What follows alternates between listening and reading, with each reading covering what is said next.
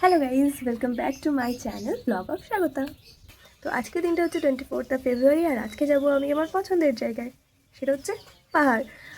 তো এক্সকারশনে যাচ্ছি, মানে কলেজ থেকে নিয়ে যাচ্ছে। পড়াশোনা হবে, কিন্তু জায়গাটা তো পাহাড়, আমার পছন্দের জায়গা। তো সেই জন্য ভেরি হ্যাপি, মন থেকে নয়, তবে পাহাড়টার জন্য খুবই হ্যাপি যেহেতু আমি পাহাড়ে যাচ্ছি। আর দিনটা হচ্ছে আজকে আমার দিন, কেন জানো? কারণ আজকে সকাল থেকে তো মুষলধারে বৃষ্টি হচ্ছিলো, আর পাহাড়েও বৃষ্টি হচ্ছিলো। তো বৃষ্টি আর পাহাড় আলাদাই সুকুন। জানি না, আমার মনে একটাই প্রশ্ন সকাল থেকে চলছে যে পাহাড় আর বৃষ্টি, এই দুটো আমি সবসময় একসাথে পেয়েছি। জানি না এই দুটোর মধ্যে যোগসূত্রটা কী আমার জীবনে, তবু যতবার পাহাড় গেছি বৃষ্টি আমি পেয়েছি। আর আজকের দিনটা আমি এখান থেকে স্টার্ট করলাম। আমি স্নান করে এসেছি, এবার আমি খাবো আর টিউশন যেতে হবে, মানে পড়াতে। কারণ বাচ্চাদের এক্সাম চলছে, যেতে তো হবেই আমাকে, যতই আমি ঘুরতে যাই না কেন। তো টাটা, টিউশনে গিয়ে আমি ক্লিপ দেখাচ্ছি। টাটা। তো তারপরে আমি চলে গেলাম পড়াতে, আর গিয়ে দেখি বাবু পড়ছে একা একা। বইটা দেখে যে আমি জীবনে কত শান্তি পেলাম। যাই হোক, তারপর আমি পড়াতে শুরু করলাম। তো এবার ওকে আমি পড়া ধরছি, ও পড়া দিচ্ছে। তারপর পড়িয়ে আমি চলে যাব স্টেশনে। তো পড়িয়ে নিই, কি পড়া বলছে তোমরা একটু শুনে নাও। কি তারপর? অ্যাভয়েড bad habits and তো তারপর আমি বাড়ি চলে এসে রেডি হয়ে বেরিয়ে পড়লাম, আর বোনকে বললাম একটু ভিডিওটা করে দে। তো যাই হোক, বাবা আর আমি তারপরে টালিগঞ্জ স্টেশনে পৌঁছে গেলাম, কারণ বাবা আমাকে ছাড়তে যাচ্ছিল।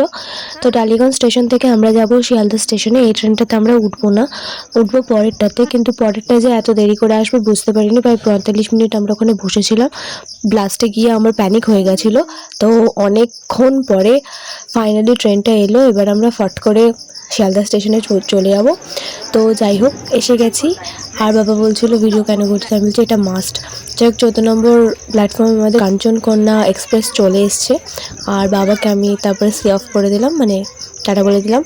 তো যাই হোক, এবার ম্যামেদের দেখে আমি একটু শান্তি পেলাম।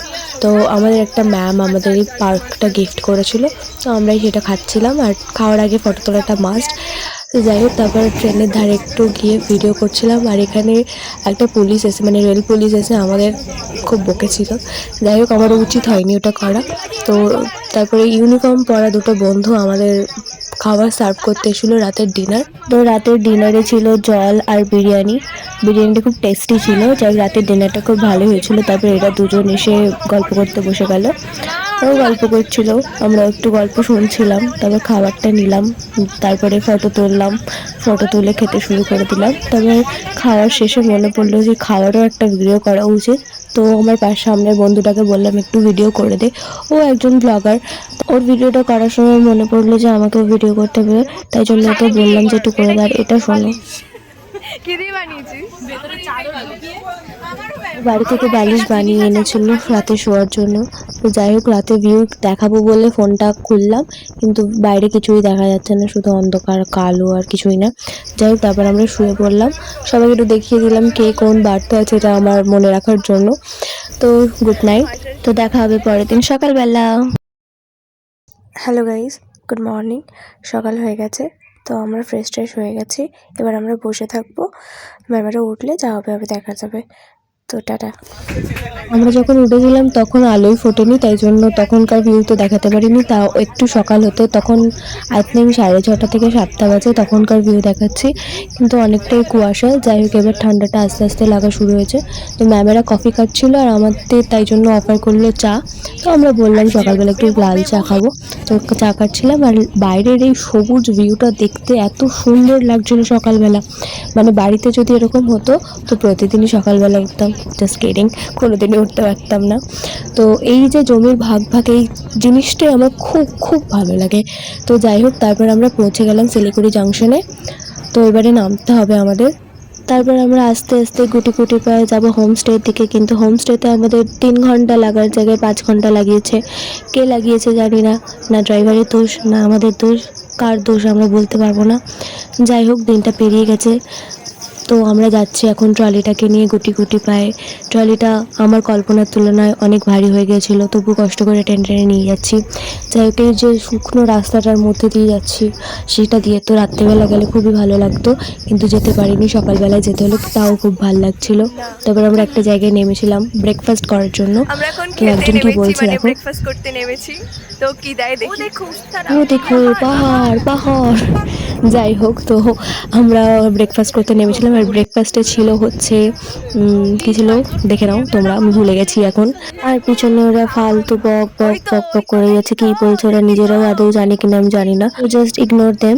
তো তারপর একটা কুকুর এলো আমাদের কাছে আমাদের ওয়েলকাম করতে, জানি না হয়তো খাবার খেতে এসেছিল, আমি ওয়েলকাম বলে চালিয়ে দিয়েছি। দাঁড়া, আমি নাকি গাছ লেখার, গাছের নাম লেখার জন্য এত অ্যাস্থেটিক একটা ডায়েরি এনেছি, তাও ওর ভেতরে আবার ডট ডট করা। না ওটা ভালো, বাট আমি নাকি এত অ্যাস্থেটিক একটা ডায়েরি এনেছি, তাও আবার শুধু গাছের নাম। ওই দেখো ওখানে গিয়ে আমাদের ক্যামেরাম্যান, সবার ক্যামেরাম্যান, একটু দেখাও দাদা, একটু দেখাও। ও ছবি তোলে না, এমনি ক্যামেরাম্যান গাছের ছবি তুলতে এসছে। আটা টাকা পাই না ও, যদি তুই পাস। যদি পাস এর মুখটা আমার মুখ দেখালে তুই গাছ পাবি না। আরো অনেক লজ্জা কাটিয়ে আমাদের ভিডিওতে এসেছে। তো এরপর একটা হাদসা হতে হতে বেঁচে গেছি আমি, কেটে দিয়েছি সেটা। তো আমাদের খেতে দিয়েছিল একটা বান, সন্দেশ, ডিম সেদ্ধ, আর কি দিয়েছিল, আর একটা কেক দিয়েছিল, যার কারণে আমি ভুলে গিয়েছিলাম, ভিডিও দেখে দেখে তোমাদের বললাম। তো তারপরে এই সাইড সিন দেখতে দেখতে দেখতে দেখতে যাচ্ছিলাম।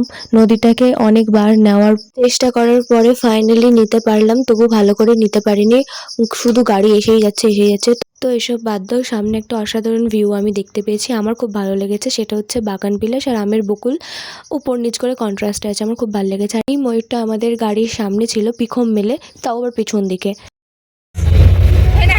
আমরা একটা ময়ূর দেখেছি, কিন্তু সে উল্টো দিকে পেখম মেলেছিল। তো যাই হোক, আমরা দেখতে পাইনি। রীতিকা বললো ফেরার সময় দেখতে পাবো, তো ময়ূরটা রীতিকার জন্য পেখম মেলে দাঁড়িয়ে থাকবে ফেরার দিনে। 1 তারিখে দাঁড়িয়ে থাকবে না, 28 তারিখ। হ্যাঁ, টাইমটা বলে দে। রাত্রিবেলা। এবার আমার বকবকানি না শুনে তোমরা একটু ভিউ এনজয় করো, কারণ খুব সুন্দর সুন্দর ভিউ আছে এখানে। তো তোমরা দেখতে থাকো, তোমরা দেখো।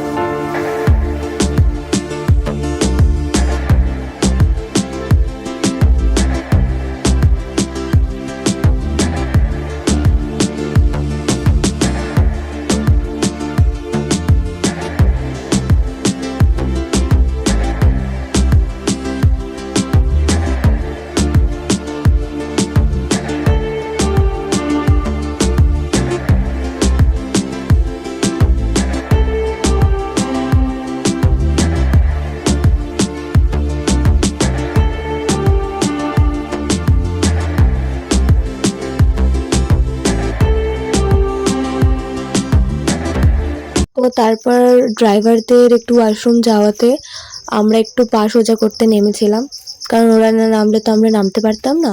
তো পা সোজা করার নামে আমরা একটু ট্রেকিং করতে উঠেছিলাম এই লম্বা লম্বা গাছের মাঝখানে, যেখানে ট্রেকিংটাও ঠিক করে উঠতে পারিনি, কারণ পেছন থেকে আবার ডাকতে শুরু করেছিল।